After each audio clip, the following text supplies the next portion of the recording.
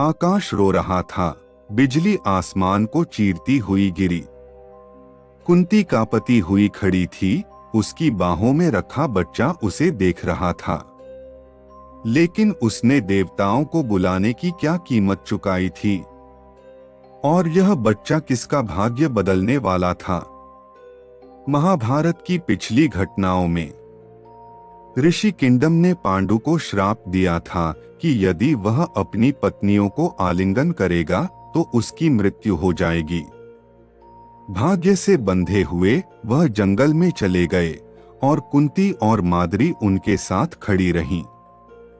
लेकिन नीति ने कुछ और ही तय कर रखा था। कुंती नदी किनारे बैठी थी, उसकी उंगलियां रेत पर आकृतियां बना रही थीं। उसका मन उस दिन की यादों में खो गया जब ऋषि दुर्वासा ने उसे एक पवित्र मंत्र दिया था, एक रहस्य जिसे उसने कभी उजागर करने की हिम्मत नहीं की। लेकिन अब समय आ गया था। वह मंत्र, एक ऐसा उपहार जो एक तेजस्वी नेत्रों वाले और गर्जन भरी आवाज वाले ऋषि ने दिया था।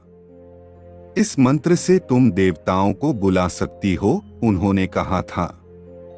कुंती को तब यह नहीं पता था कि यह मंत्र उसकी जिंदगी को कैसे बदल देगा। पांडु थके हुए और अपराध बोध से भरे जंगल की छाया में बैठे थे। क्या यही मेरा भाग्य है कि मैं एक निस्संतान जीवन जीऊं? उन्होंने धीरे से कहा। कुंती का दिल दुख से भर गया और उसे एहसास हुआ कि अब रहस्य छुपाने का समय समाप्त हो गया है। जब जंगल पूरी तरह शांत हो गया, कुंती ने पांडु की ओर देखा।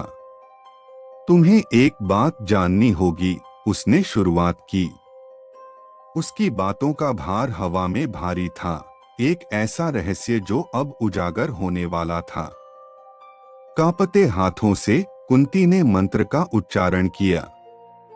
हवा में कंपन हुआ और एक तेजस्वी आकृति प्रकट हुई, यम, न्याय के देवता। उनकी उपस्थिति अत्यधिक प्रभावशाली थी, उनकी आवाज गहरी और गूंजदार।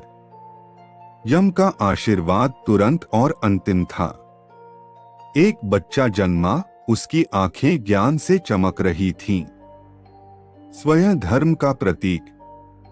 कुंती ने उसे अपनी बाहों में कसकर पकड़ा, लेकिन नीति का भार उसके दिल पर और गहरा हो गया। महीने बीत गए और पांडु ने फिर से आशा करना शुरू कर दिया।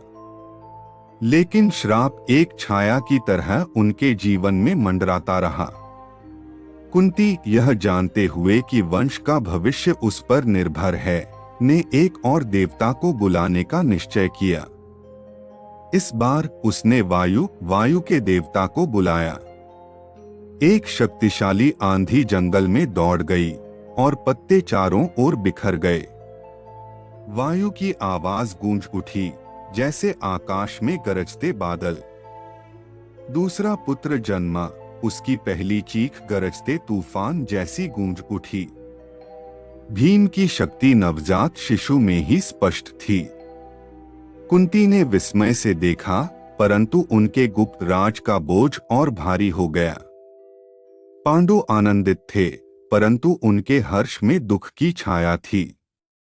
क्या मैं कभी इन्हें बिना भय के गोद में ले पाऊंगा? उन्होंने दुख भरी आवाज में कहा। कुंती केवल मौन प्रार्थना कर सकी, यह जानते हुए कि उनकी यात्रा अभी समाप्त नहीं हुई थी। जैसे दिन सप्ताहों में बदलते गए, कुंती ने तीसरी बार मंत्र का उच्चारण करने की तैयारी की। इस बार उन्होंने देवताओं के राजा इंद्र का नाम लिया। वातावरण दिव्य ऊर्जा से भर उठा। इंद्र अपने अद्भुत वैभव में प्रकट हुए, उनका स्वर्ण रथ सूर्य जैसा चमक रहा था। हे महान रानी, आप क्या चाहती हैं? उन्होंने पूछा। उनकी आवाज संगीत और गर्जना का मिश्रण थी। कुंती उत्तर देने ही वाली थी कि पैरों की आहट ने सन्नाटा तोड़ दिया।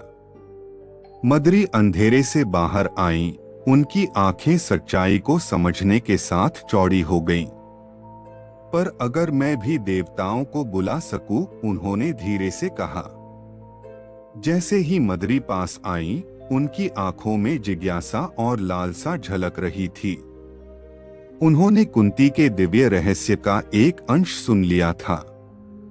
उनके भीतर भावनाओं का तूफान उमड़ पड़ा, ईर्ष्या, आशा और निराशा।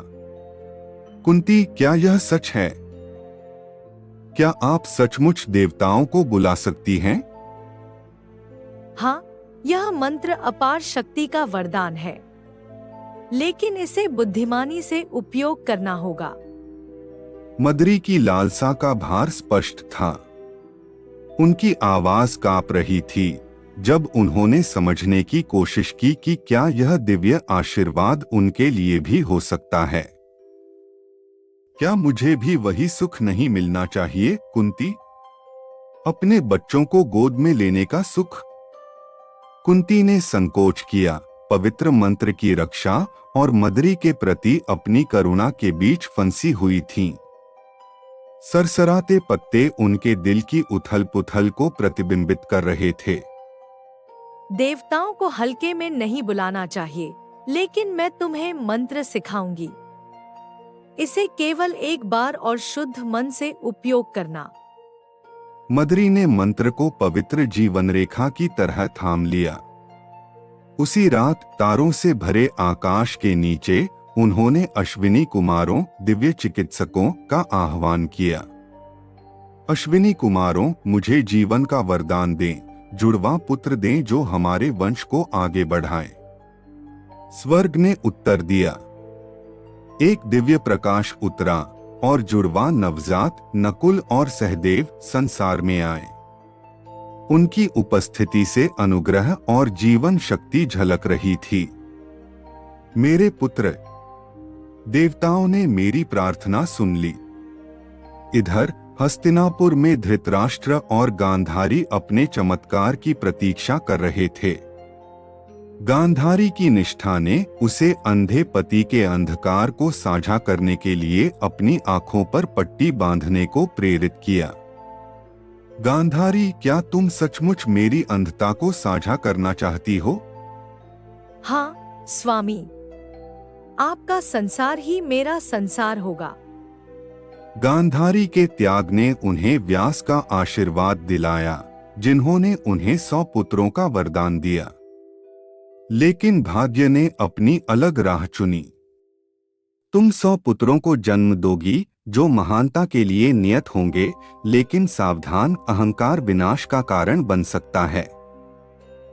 महीनों के बाद गांधारी ने एक रक्तरंजित और निष्प्राण मांस का टुकड़ा जन्म दिया। महल में शोक का माहौल छा गया, जब तक कि व्यास की बुद्धिमत्ता ने उन्हें राह नहीं दिखाई। क्यों महर्षि? क्यों भाग्य ने मुझे इतनी क्रूरता से ठगा? भय मत करो गांधारी, इसी मांस से मैं तुम्हारे 100 पुत्रों को आकार दूंगा। व्यास ने उस मांस को 100 टुकड़ों में बांटा और प्रत्येक टुकड़े को घी से भरे पात्र में रखा। इस प्रकार नए जीवन की प्रतीक्षा शुरू हुई। एक एक कर पात्र टूटे और कौरवों का जन्म हुआ। प्रथम पुत्र दुर्योधन ने एक भयावह रुदन किया जिसने दरबार में सिहरन पैदा कर दी। मेरा पुत्र, मेरा दुर्योधन, तुम इस राज्य का भविष्य हो। 100 पुत्रों की चीखों ने महल को भर दिया। कुछ दिलों में खुशी थी, लेकिन हस्तिनापुर में बेचैनी की फुसफुसाहट आग की तरह फैल गई। दूर वन में पांडु अपने 5 पुत्रों को देख रहे थे, उनकी दिव्य उत्पत्ति पर आश्चर्यचकित। फिर भी उनकी आंखों में पछतावे की छाया थी। क्या मैं कभी इन्हें बिना डर के गले लगा पाऊंगा? पांडवों और कौरवों के भाग्यशाली जन्म ने अनिवार्य संघर्ष की नींव रख दी। भाग्य की हवाएं युद्ध की फुसफुसाहट लेकर आईं। जैसे जैसे कौरव बड़े हुए, दुर्योधन की महत्वाकांक्षाएं गहरी होती गईं। एक घातक कृत्य ने कुरु वंश की नाजुक शांति को हमेशा के लिए तोड़ दिया। सिंहासन मेरा होगा, चाहे कुछ भी करना पड़े।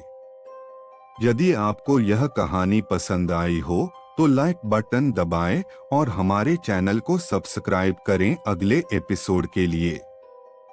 बेल आइकॉन दबाएं ताकि आप कोई भी अपडेट मिस न करें। कमेंट में बताइए आपके अनुसार आगे क्या होगा।